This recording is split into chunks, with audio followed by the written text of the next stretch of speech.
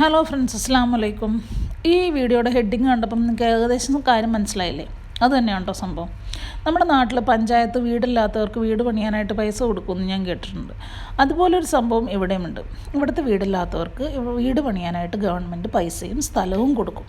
നമ്മുടെ ഇഷ്ടത്തിനും നമ്മുടെ പ്ലാനിനും ഉള്ള വീടുകൾ നമുക്ക് നമ്മുടെ ഇഷ്ടം പോലെ പണിയാം.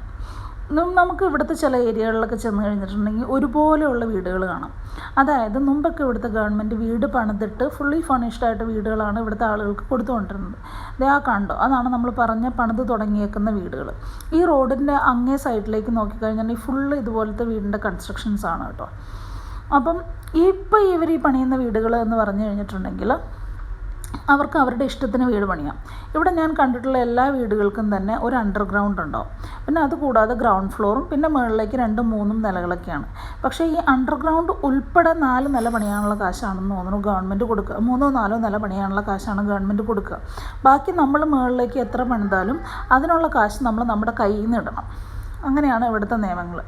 പിന്നെ ഈ കാണുന്ന എല്ലാ വീടുകൾക്കും എന്താ പറയുക, ഒരു 2, 3, 4, 5 അങ്ങനെ നിലകൾ, മീൻസ് മിനിമം ഒരു 3 നിലയെങ്കിലുമാണ് എല്ലാ വീടുകൾക്കും ഉള്ളത്. ഈ വീടുകളിലെല്ലാം തന്നെ താമസിക്കുന്നത് കൂട്ടുകുടുംബങ്ങളാണ്. കൂട്ടുകുടുംബങ്ങളെന്ന് പറഞ്ഞു വെച്ചിട്ടുണ്ടെങ്കിൽ നമ്മുടെ നാട്ടിൽ താമസിക്കുന്ന പോലെ ഒരുമിച്ച് താമസിക്കുന്നു അങ്ങനെയില്ല.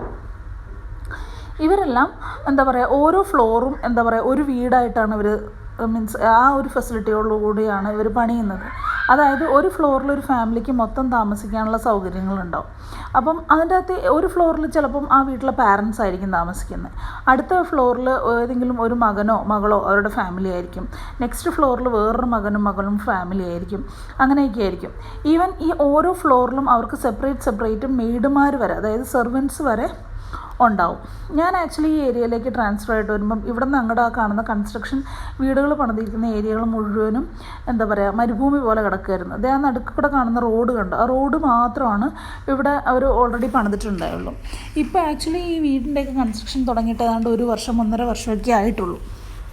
പക്ഷേ ഒട്ടുമിക്ക വീടുകളുടെയും പണിയൊക്കെ ഏതാണ്ട് ഫൈനൽ സ്റ്റേജിലേക്കൊക്കെ എത്തിയിട്ടുണ്ട്. ഈ നമ്മൾ നേരത്തെ പറഞ്ഞ പോലെ ഈ ഓരോ ഫ്ലോറിലും ഓരോ ഫാമിലിയാണ് താമസിക്കാമെന്ന് ഞാൻ പറഞ്ഞില്ലേ.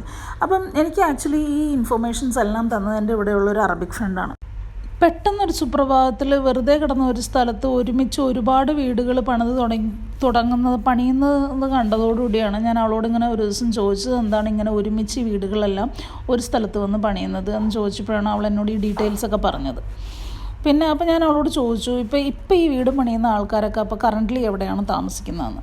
അപ്പോഴാണ് അവൾ പറഞ്ഞത്, മേ ബി ഇതുപോലെ തറവാട് വീടുകളിൽ, കുടുംബ വീടുകളിലൊക്കെ താമസിക്കുന്നവരായിരിക്കാം, അല്ലാന്നുണ്ടെങ്കിൽ വാടകയ്ക്ക് താമസിക്കുന്നവരും ഉണ്ടാവുമെന്ന്.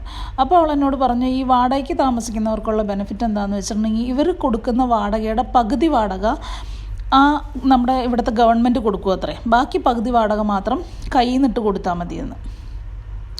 ഇപ്പോൾ ഈ വീടുകളുടെയൊക്കെ പണി ഏതാണ്ടൊക്കെ ഒരുവിധം തീർന്നിട്ടുണ്ട്. ഇനി ഈ വീടിൻ്റെയൊക്കെ പണി തീർന്നു കഴിഞ്ഞ് ഇതൊരു എന്താ പറയുക, ഇവിടെ മന്തക്ക എന്നാണ് ഇവർ പറയുക. അറബ്സ് മാത്രം താമസിക്കുന്ന ഏരിയനെ പറയുന്നത് അങ്ങനെയാണ്. അതങ്ങനെ ഒരു ഫുള്ളി വർക്കൊക്കെ തീർന്നു കഴിയുമ്പോൾ ഈ ഏരിയ കാണാനായിട്ട് നല്ല ഭംഗിയുണ്ടാവും. ഇൻഷാ അല്ലാഹ് എല്ലാ പണിയും കഴിഞ്ഞ് കഴിയുമ്പം നമുക്ക് പറ്റിക്കഴിഞ്ഞിട്ടുണ്ടെങ്കിൽ ഈ ഒരു ഏരിയയുടെ മാത്രം വീഡിയോ എടുത്തിട്ട് ഞാൻ ഇൻഷാ അല്ലാഹ് പോസ്റ്റ് ചെയ്യുന്നുണ്ടാവും.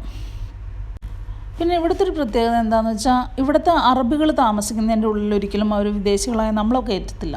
അവർ താമസിക്കുന്നതിൻ്റെ ഉള്ളിൽ മിക്കവാറും അവർ മാത്രം തന്നെ ഉണ്ടാകത്തുള്ളൂ. നമ്മൾ താമസിക്കുന്നിടത്ത് നമ്മളും.